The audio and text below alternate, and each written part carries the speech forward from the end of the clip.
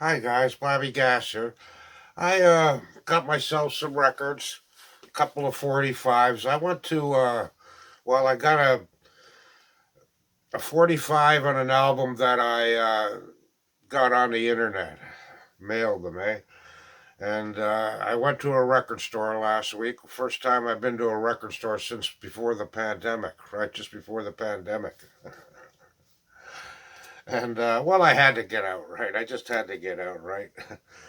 And while I was out, I was out a little while ago and I had to get myself a pipe, right? And I get this damn pipe home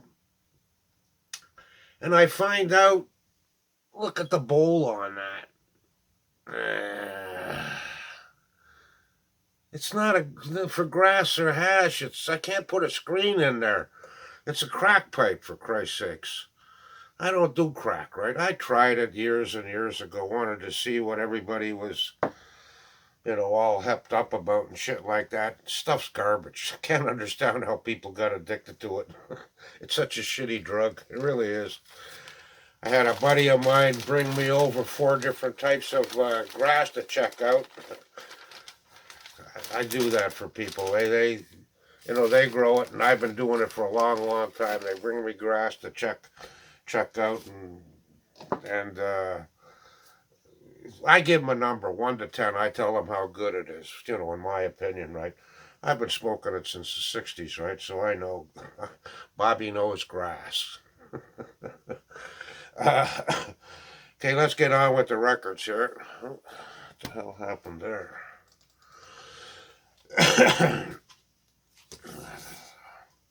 First one up, Johnny Kidd and the Pirates. This is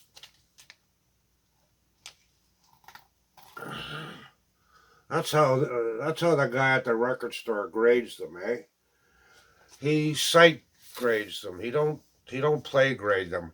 I one time about 3 years ago had to take a record back to him. I think it was a James Gang record. I can't remember now. And it sounded horrible. Looked great, but he had it marked as VG playing wise, and it was terrible. Anyhow, this is a mono. He's got a VG plus plus VG plus plus. It's an original 1978 compilation, a UK pressing, right? UK pressing. Hey, let's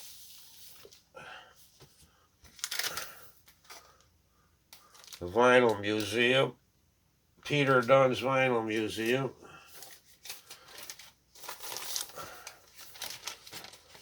EMI, eh? Funny looking label.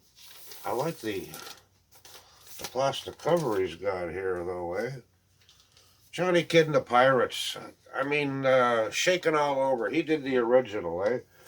I remember, oh, quite a bit a year and a half ago, something like that. I was uh, saying how much I like Johnny Kidd and the Pirates, but I didn't have any of the records, right? And Robert Harrison, Robbo, he put together a CD of the music. He had a CD of all his hits or whatever, and he sent it over to me, eh? But I had to get the record, right? I remember one time, nobody ever used to hear of this guy, right? Johnny Kidd and the Pirates until the internet kind of come on. I remember seeing uh, Van Morrison doing a gig one time, and he was covering one of Johnny Kidd's songs. Which one was it? And he says, "This is a Johnny Kidd and the Pirate song." The way Van Morris said it, was, you kids should wake up. Which one was it? Oh, I Can Tell. I Can Tell was the one he was covering, right? Johnny Kidd and the Pirates, rock and rollers, shaking all over. He did the original, not question marking the Mysterians. Next up here, blues. Slim Harpo. I didn't have King B on a. King B is a Slim Harpo too that the Stones cover that I love, and I didn't have King B on vinyl, so I had to pick it up. Right, what $25 I paid for this, eh? Says it's an unknown reissue, 1970, a USA pressing, VG++, VG++, $25. That's what I paid for the Johnny Kidd too, $25, eh? And this is on the Excello label.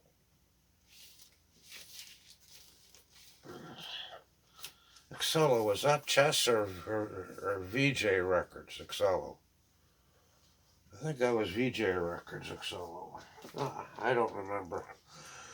And then I remember watching a video of Vinyl Richie, and he was talking about, he's all, punk bands, right? He's into the punk music, right?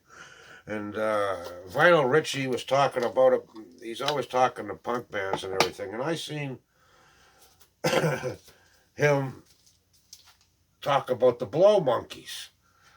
And I, oh shit, because this was in a $5 bin. I says, I'll pick that up on spec, just check it out, right? The Blow Monkeys was, Vinyl Richie likes them. They gotta be not bad, I'm not a big punker fan and all that. Sure, I like some of the music. So I took this home and I played it. These Blow Monkeys, they blow. They really blow big time. They ain't punkers or nothing else like that, eh? It's, well, they blow. That's all I could say. It's one of their hit songs, Digging Your Scene, done 4 different times, 4 different ways. They blow. There'll be people that like that, though, different strokes, right? Next up here, I bought this on spec too in that same $5 bin. There, let me light this up.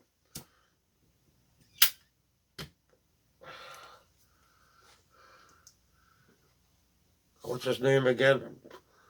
John McLaughlin. Music Spoken Here. All you guys talk about this guitar player, John McLaughlin, is a great guitar player. He's a jazz guitar player. So I thought for a fin I'd check him out. I could have done it on YouTube and shit like that, but, I'm right there. I may as well just grab it and check him out. So I played it. I ain't much of a jazz guy. Sure, I can listen to some of it, but I can't listen to it all day like some people can, right? I'll take, a half an hour or an hour of it or something like that, and that's all I can handle for a while. He had a couple of tunes on here that weren't bad. I didn't mind. I also picked up a 45 while I was there.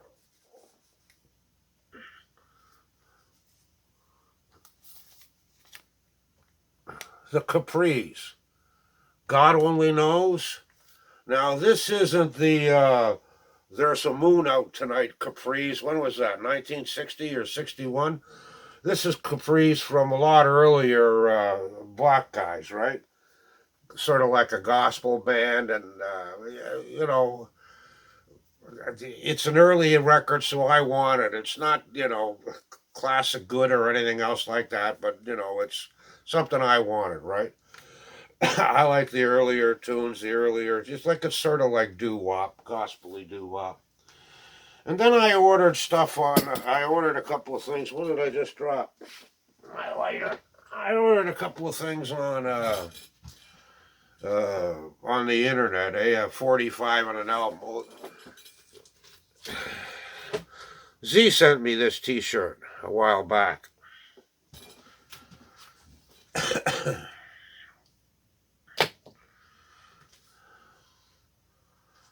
We'll show the album first.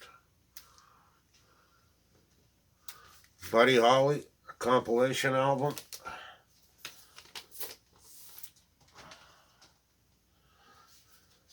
Look at the inside of it here.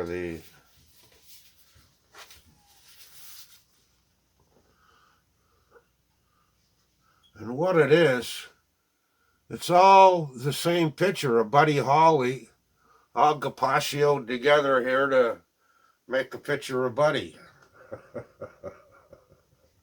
That's got all those hits on it, eh? I don't like the way this is a double album, by the way.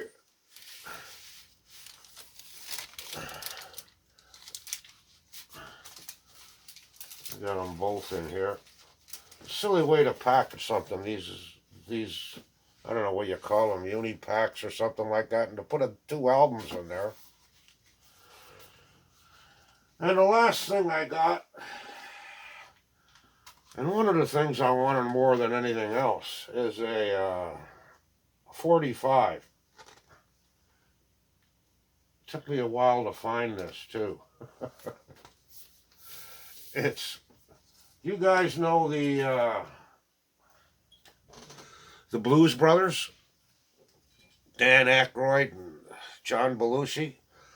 Well, they got their idea to be the Blues Brothers from a band here in Toronto called the Down Charles Blues Band.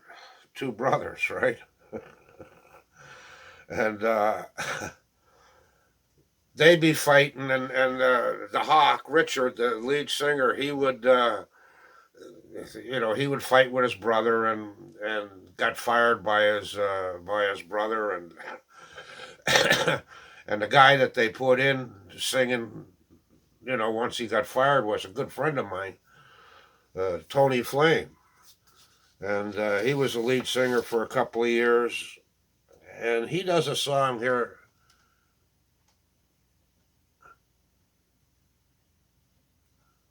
It's fantastic. I'm going to play this for you, actually, after this thing here. Tell Your Mother, Down Charles Blues Band. Tony Flame, lead singer for Down Charles here then. You know how I met Tony? I met Tony, and he's from my neighborhood, Keelan, Eglinton, when I lived up in that area.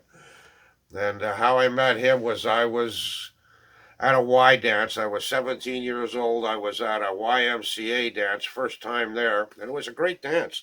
Good kids, everything else like that. And two guys started fighting. We're getting into a fight. And, I didn't like seeing this, so I went to break it up. And one of the guys, when I'm breaking it up, the guy says, tells me to fuck off, right? So I give him a backhander, and he goes down, and he's laying on the ground, and he's knocked out, and he's shaking, twitching, and all of that kind of stuff. And the guy that was fighting with him starts kicking him. So I push him away, he pushes me, I grab him, by the throat, and I stick him up against the wall. What are you doing, fella? And he suckers me. This prick suckers me, right? I got him against the wall. He can't move. I mean, I got a grip on him. And he suckers me, and I think, what a stupid fuck. And I haul back, and I'm looking at this guy dead in the eyes, and he can't move. I'm just going to squish his face, right? I haul back, and as I haul back, I feel a hand on my arm, and I got, who the fuck is stupid enough to fucking get involved here, right? And I turn around, and it's a copper. They had obviously been, they were beat cops, walking cops, and they obviously heard the commotion, come downstairs, see what was going on. Anyhow, they arrested me and the guy I had up against the wall, and took us down there, and they grabbed that guy first, brought him inside to talk to him, and I'm sitting outside. All of a sudden, two guys come in. This guy, Steve Magnus, and Tony was a friend of him. And these guys were, the two tough guys from up in the neighborhood, especially Magnus. And this guy that suckered me, his name was Brian Johnson, and Steve Magnus, that was his cousin. And he was, the mother called him, go down, get my son out of jail, all of that kind of nonsense. Anyhow, they asked me what was going on, and I told them Tony was backup for Steve, so that's how I met Tony. But then we become good buddies later on and all that kind of shit. And I got some stories I could tell about me and him, but that'll go for another time. Anyhow, that's the records I got, guys. I'm going to play that Tell Your Mother for you. Later. Okay, what do I go over here? 1, 2, 1, 2, 3.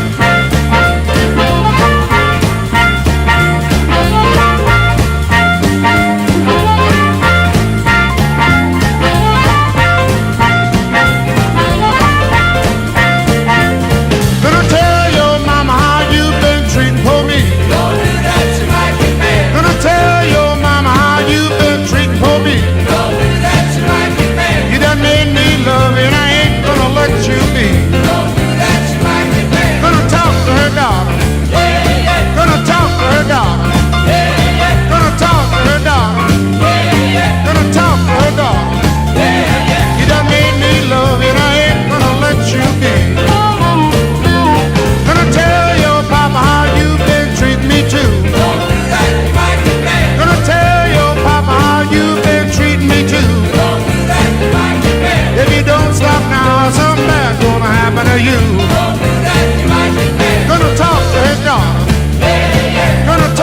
No.